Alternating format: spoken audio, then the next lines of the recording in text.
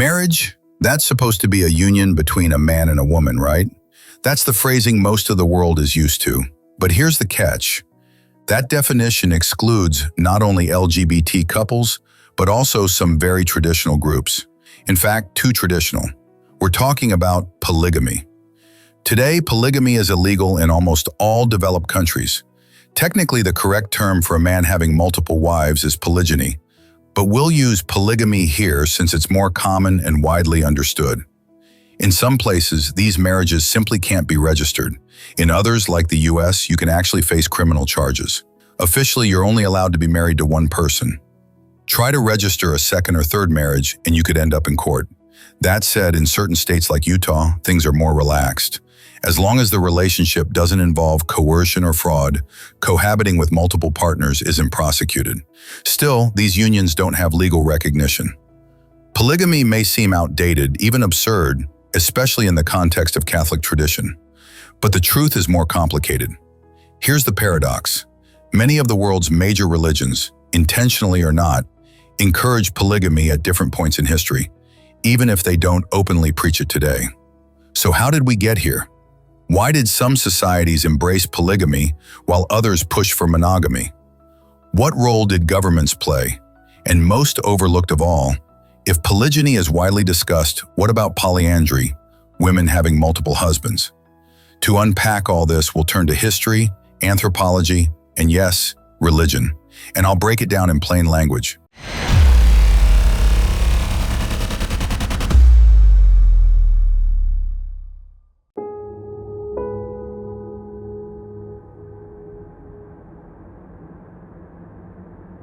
To understand where this whole idea of polygamy came from, let's start with the classics. According to Scripture, the first Jew was Abraham. He lived with his wife Sarah, and all was well, except for one problem. They couldn't have children, so Sarah does something that today would probably be considered outrageous. She offers her husband a second wife, their servant Hagar. Abraham agrees. Hagar gives birth to his first son, Ishmael, considered in the Bible to be the ancestor of the Arab people. Later, God blesses Sarah with a son too, Isaac. So, what might a literal reader of the Bible conclude? God didn't just tolerate Abraham's polygamy, he rewarded it. Abraham takes a second wife, and shortly after, God gives him and his elderly wife a child. Be fruitful and multiply, that's the commandment. The how seems negotiable. And it wasn't a one-time exception. Jewish kings like Saul and David had multiple wives. You've probably heard the story of King Solomon and the Queen of Sheba, but what you might not know is that Solomon was already very much married. According to the Bible, he had, brace yourself, 700 wives and 300 concubines. Did God punish him for this? Yes, but not for the number of wives, for marrying non-Jewish women. These stories might sound like quirky biblical tales today, but to those who lived to serve God, they normalized polygamy, or even encouraged it. For early Jews, multiple wives were standard practice. Deuteronomy even describes a custom. If two brothers live together and one dies childless, the surviving brother must marry the widow to preserve the family line. There's a story in the 4th century Talmud about 13 brothers, all married. One by one, 12 die without children. The last brother ends up marrying each widow, one after another, and becomes the proud father of 36 children, the local hero of fertility. But this didn't last forever. Religions don't exist in a vacuum. They adapt to their surroundings. As Jewish communities settled in monogamous Christian Europe, polygamy slowly faded. By the 9th century, it was being phased out. By around the year 1000, Ashkenazi Jews in Northern and Eastern Europe banned the practice, but only for 1,000 years. When Israel was established in the 20th century, rabbis moved to ban polygamy completely, this time permanently. In medieval Cairo, a treasure trove of Jewish legal documents survives, among them marriage contracts and not the kind you see today. Back then, a man could take a second wife, but only with the first wife's consent. If she agreed, but changed her mind later, he'd have to divorce her and pay her a generous settlement. And her mother had to be present for the deal. No surprise, Jewish mother jokes are still a thing.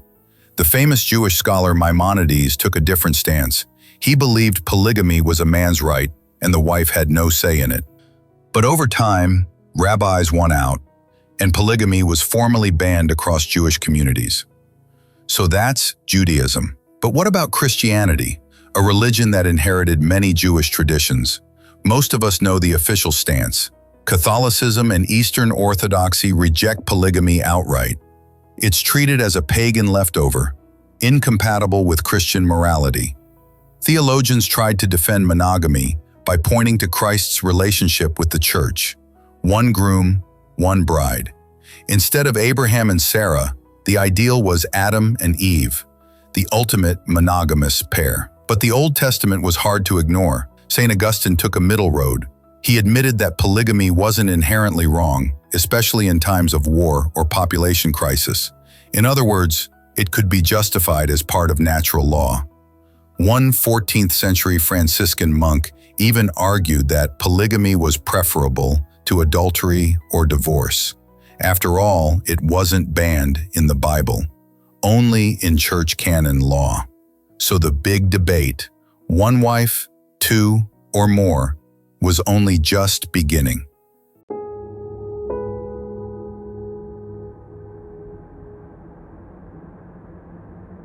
Munster, Germany, 1530s. The height of the Reformation.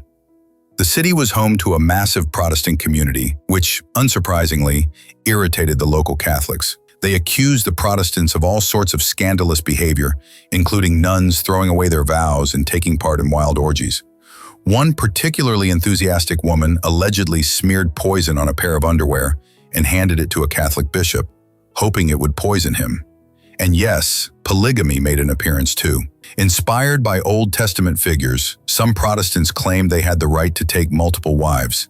Now, were some of these stories just Catholic horror tales? Probably.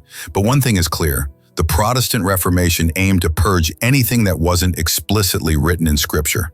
Naturally, this raised questions about polygamy. Protestants rejected the Catholic idea of marriage as a sacrament, turning it instead into a civil contract. Modern marriage in places like the U.S., with licenses, signatures, county seals, and board judges officiating like it's jury duty, traces back to 16th century England, when the state started to regulate family life. Before that, marriage was often a spoken agreement, no papers, no forms, just witnesses. But now, to get married, you have to survive a paperwork obstacle course, pay a fee, and possibly sit through a motivational speech from a clerk who's counting the minutes until lunch.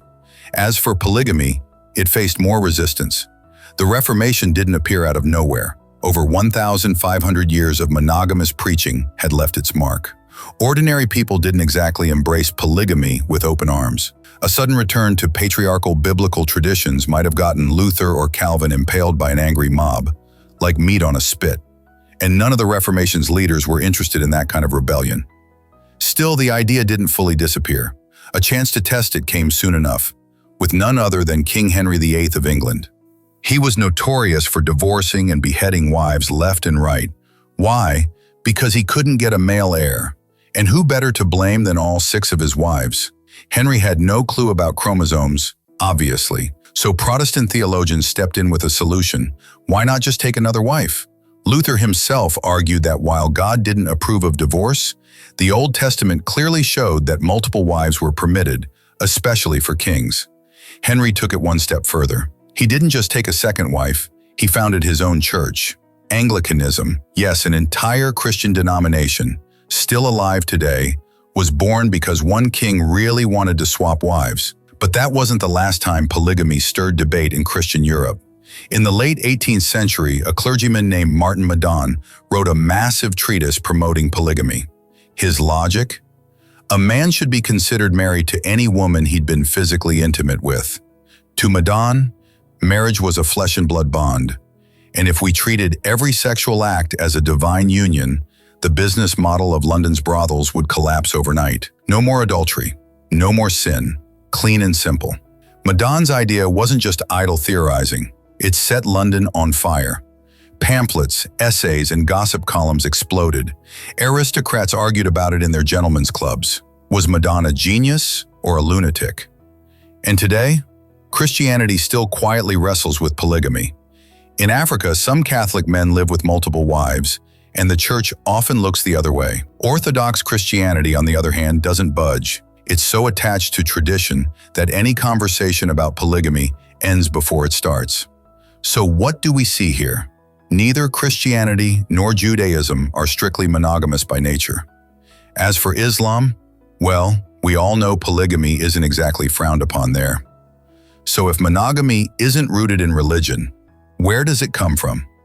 Let's take a look at the animal kingdom.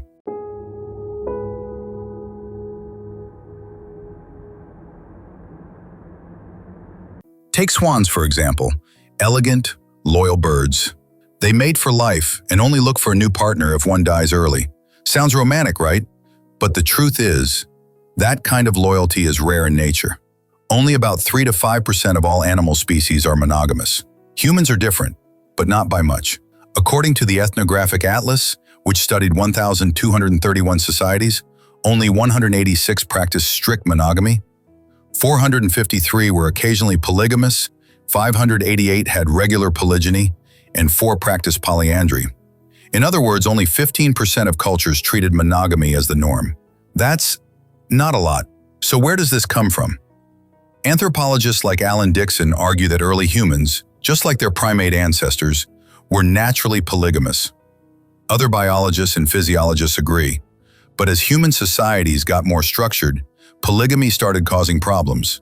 A few high-status males could claim most of the women in a group. That left the rest of the men with 3 choices: die alone, kidnap women from other tribes, rebel. And guess what? Rebellions of single men against polygamous elites literally reshaped marriage laws. But the state, especially early states, didn't like that. Governments wanted population growth. More people meant more workers and more soldiers. So legal systems like Hammurabi's Code began to favor men taking second wives if the first couldn't have children. That's why many southern civilizations, including the Hebrews and Arabs, embraced polygamy as practical and moral. But Europe took a different path. Free societies like Athens didn't like the idea. The Macedonians and Spartans were exceptions. Warlike cultures where the one-man, one-wife rule didn't always apply. We'll come back to Sparta later. It's worth it. So who actually turned monogamy into a thing? The Romans. But not for moral or religious reasons. They just wanted to control inheritance. With one legal spouse, there was no confusion over who got what when the family patriarch died. Roman law by the 3rd century stated, "No one under Roman authority may publicly have 2 wives. Break the rule? You were labeled dishonorable." When Rome became Christian, things got even stricter. Emperor Theodosius banned polygamy and condemned what he called Jewish marital customs. So when Roman law merged with Christian theology, monogamy took over Europe. And once Europe started colonizing the world, its version of marriage became global. While Europe was busy formalizing one-man, one-woman unions, the Middle East held on to polygamy, and Africa remained the most diverse. Some African societies allowed polygamy, others didn't, but more often than not, they did. Why is Africa still the most polygamous region today? Part of the answer is religion, but another major factor was the transatlantic slave trade. When slaves were sold, people were literally given prices based on age, sex, and physical strength. Strong adult males were most valuable and most likely to be taken. So many communities ended up with far more women than men. The logical response? Monogamy became optional. Why stick to one wife when the numbers don't add up? Today, around 11% of people in sub-Saharan Africa live in polygamous marriages. And not just Muslims, many Christians do too. When societies face gender imbalance, they adapt. And it wasn't just Africa. When Europeans arrived in the Pacific Islands, they weren't shocked to find that many locals practiced polygamy. After all, the islanders didn't know the Bible and didn't see any reason not to have multiple wives. A 19th century missionary noted that in New Guinea, men could have as many wives as they could afford, usually 5 or 6. Some missionaries condemned the practice as chaotic, but anthropologists often found the opposite, surprisingly functional households. When a tribal chief took a new wife, the existing wives might grumble for a while, but often they'd come around. In some cases, the older wives helped negotiate the new marriage and even had a vote in choosing the next wife. It wasn't always rivalry. Sometimes it was team building. Consider the Martu people in Australia's Western Desert. They still practice sororal polygyny. That's one man marrying several sisters. No, not that kind of sisters. This isn't incest. We covered that in our video about the Habsburgs. These sisters are from another family, of course. A typical household might include a man, two sisters as wives, and here's the twist, their mother. Why the mom? To pass down skills, traditions, and help organize the household. Since the sisters grew up together, they knew how to share responsibilities. And yeah, in a house like that, mother-in-law jokes hit different. So what's the takeaway? Polygamy isn't unnatural. It's been normal for most of human history. But for polygamy to become a mainstream institution, three conditions usually had to exist. State approval. Societies needed population growth. More kids meant more workers and soldiers. Religious support. If your faith encouraged or tolerated polygamy, it became embedded in your culture. Crisis. After wars or famines, when birth rates crashed or men were scarce, polygamy sometimes became the only option. Even in Paraguay, after a brutal 19th century war, men made up just 20% of the population, and the country quietly accepted polygamy for a time. But casual polygamy has always been rare, because it's expensive. Unless you're a con artist or a king, it's hard to support multiple families. Historically, polygamy was a privilege of the elite, always has been.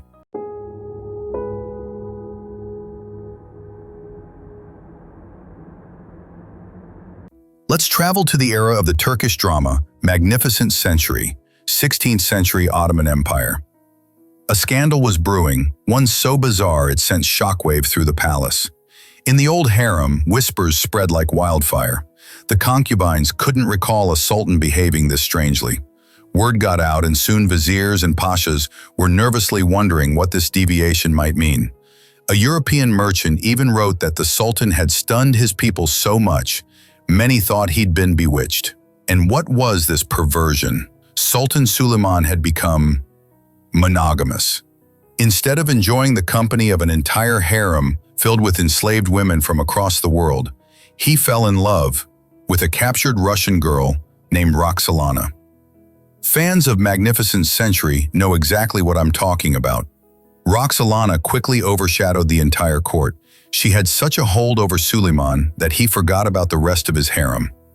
At one point, the Sultan and his mother were each gifted a beautiful Russian slave girl.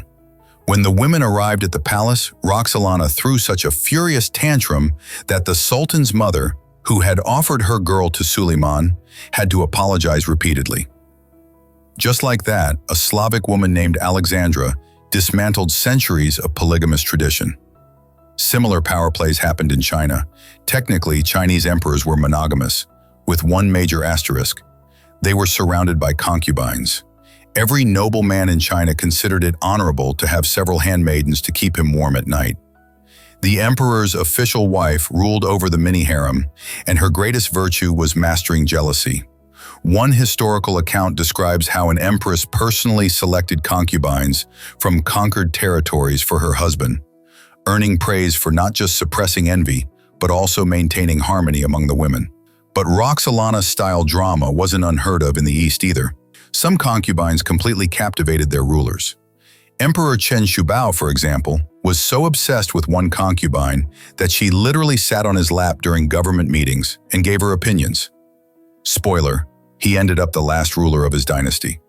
When invaders stormed the capital, they spared the emperor, but dismembered his concubine. As I mentioned at the start of this video, polygamy doesn't only mean one man with many wives.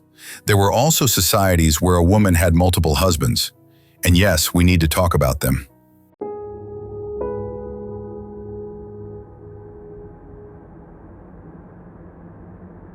This type of polygamy has never really taken off. Today, only 4 known societies practice polyandry, one woman having multiple husbands, as a cultural norm. Why so rare? Because of the same reason that made polygyny popular: the state. While multiple wives meant more children and faster population growth, multiple husbands had the opposite effect. That didn't sit well with the priorities of early governments. Unsurprisingly, in ancient Sumer, polyandry was harshly punished. Women who took more than one husband were stoned. Sparta, however, was more flexible. Their top priority was producing strong warriors, not enforcing strict marital codes. Plutarch describes cases where older Spartan men, married to young women, would invite younger athletic men to father their children, kids whom the older men would then raise as their own. Sometimes the reverse happened. A respected man might admire another's wife, known for healthy children and good character, and ask the husband's permission to sleep with her. These weren't classic cases of polyandry, but they sure weren't monogamy either. Nomadic societies often had their own rules. Among the White Huns, polyandry became so trendy that married women wore horned hats. No, not Viking style. And the number of horns indicated how many husbands she had. Typically, those husbands were brothers. If a woman didn't marry all siblings, the men could adopt another man as a symbolic brother to round out the team. In Tibet and nearby regions, fraternal polyandry is still practiced today. A 1980s study found that in one Tibetan village, 52% of marriages were monogamous. About a third were polyandrous, brothers sharing a wife, and the rest involved polygyny, sisters sharing a husband. Why? Land. Mountainous Tibet doesn't offer much arable space. Splitting property among sons is a logistical nightmare. More kids means more mouths to feed and more land to divide. Fraternal polyandry solves this. Fewer children, a united household, and intact land inheritance. Interestingly, polyandry has been making a quiet comeback south of the Himalayas too. In parts of India, a severe gender imbalance has left many men unable to find wives. As a result, some brothers, informally and out of necessity, share one woman. With Asia's growing influence and wealth, could we see a polygamous renaissance? Maybe. But history tells us one thing clearly: these changes don't happen overnight, so don't rush to celebrate or panic. Let me end with a question that hits home for a lot of people. What does a happy marriage actually look like? What makes it work? What conditions need to be there? Feel free to share a personal story, your own, someone from your family, a friend, or just imagine your ideal version. But here's the one ask: don't be boring. Seriously, no cliches. Drop your thoughts in the comments. I'm genuinely curious to read what you think. That's it for today. New videos coming soon. Take care.